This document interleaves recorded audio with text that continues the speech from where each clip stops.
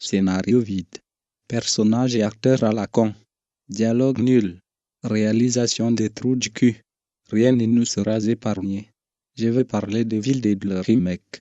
Jamais au grand jamais, ne regardez pas cette merde. La mayonnaise ne prend pas.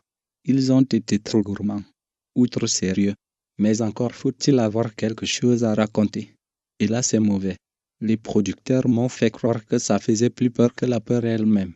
Nenni. Ça fait pas peur. Même Mad Movie me rend perplexe, ce magazine devenu un gros torche-cul.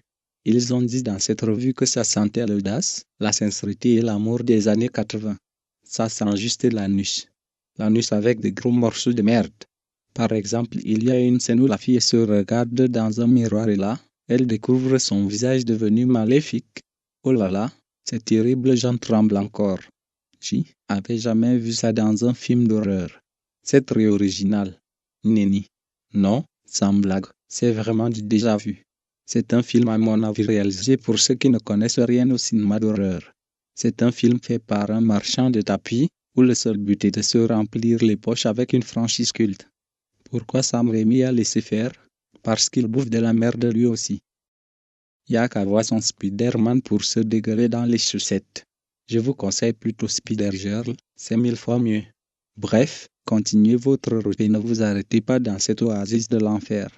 Plutôt crever de soif que boire la pisse de l'autre.